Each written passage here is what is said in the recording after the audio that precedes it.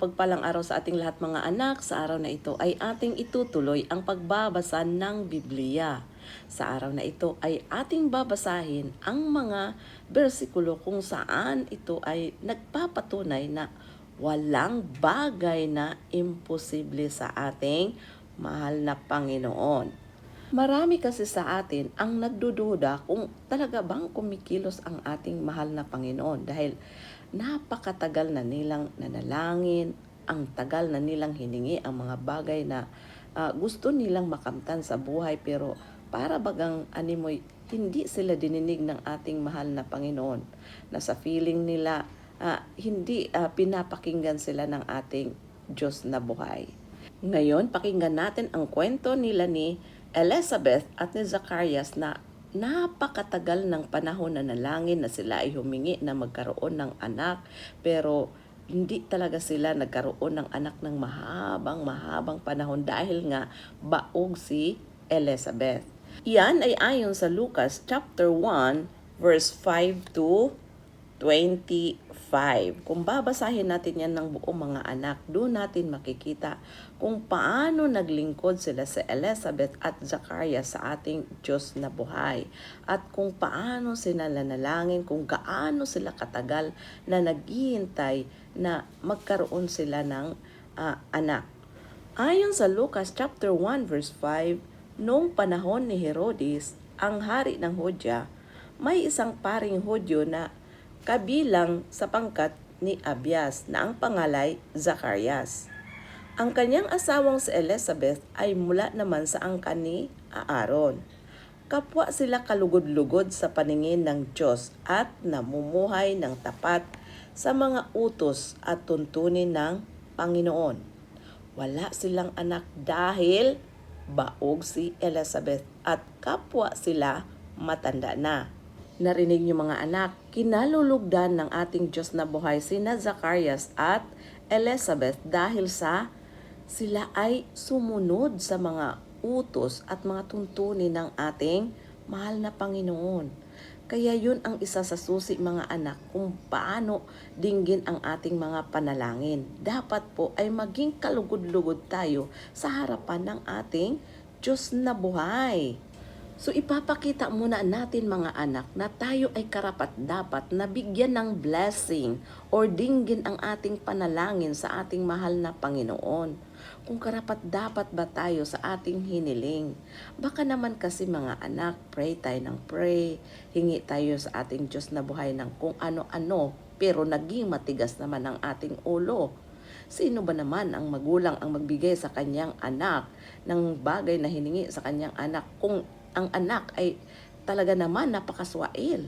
Kung ang anak ay kung makasagot sa magulang ay napakatindi. Ganon din ang ating Diyos na buhay mga anak dahil siya ang ating Ama na nasa langit. Tinitingnan muna niya kung tayo ba ay karapat-dapat sa ating mga hiniling. Tulad na lamang nila Elizabeth at Zacarias na talaga namang kinalulugdan sila sa ating Diyos na buhay kaya dininig ang kanilang mga panalangin na kahit na baog si Elizabeth ay nagkaroon pa ito ng anak. Dahil bakit? Ayon sa Lucas chapter 1 verse 37, sapagkat walang anumang bagay na hindi kayang gawin ng Diyos. Amen! Praise the Lord! Lahat ay kayang-kayang gawin ng ating Diyos na Ama na nasa langit. Walang imposible po sa Kanya mga anak. Manalig ka lamang, magtiwala ka lamang, huwag ka mawalan ng pag-asa. At kapag ikaw ay nanghingi sa ating Diyos na buhay, dapat po ay walang pagdududa. Kasi alam niyo po ba mga anak, nung sinabihan ng anghel si Zacarias na magdadalang tao si Elizabeth, nako, nagtatanong pa siya. Dahil ayon sa Lucas chapter 1 verse 13, ngunit sinabi ng anghel sa kanya, huwag kang matakot Zacarias, dininig ng Diyos ang iyong panalangin.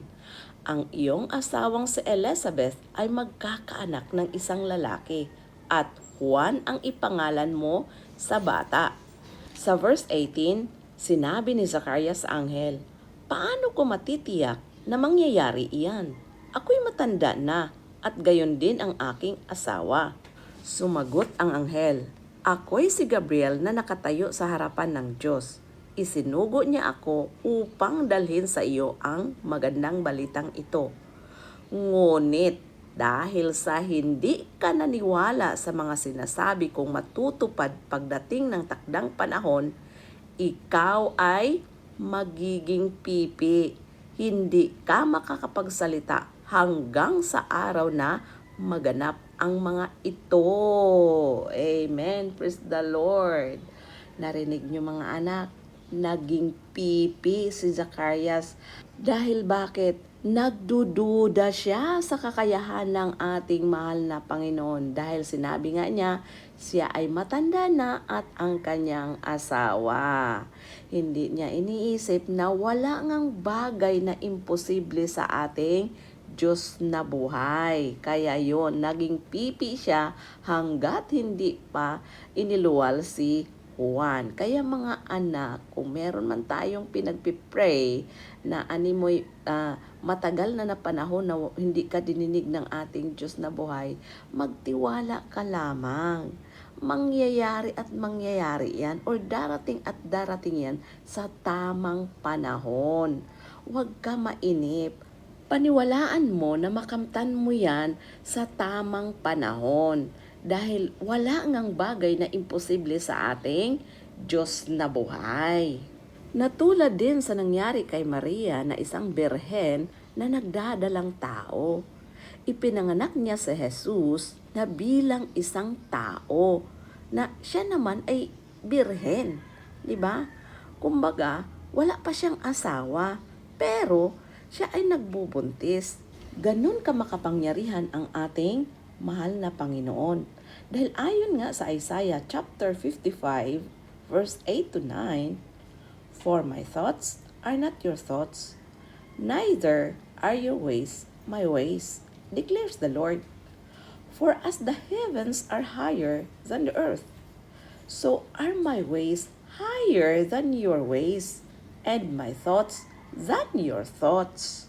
So, ibig sabihin mga anak ng Diyos na ang ating kaparaanan ay hindi kaparaanan ng ating Diyos na buhay. Kaya ipagkatiwala natin sa Kanya ang lahat. At kung mangyari man na hindi dininig ng ating mahal na Panginoon o hindi ibinigyan ng katunugunan ang ating mga panalangin dahil nga sa kadahilanan na ito'y nakakasama sa atin. Dahil alam ng ating Diyos na buhay kung ano ang nakakabuti sa atin. Tulad na lamang na ipinagpipray mo na ang iyong asawa magkaroon ng magandang trabaho, nagpipray ka na mananalo ka sa loto. O di ba? Kasi sino ba namang hindi masaya kung marami kang pera, di ba? But God's opinion might differ.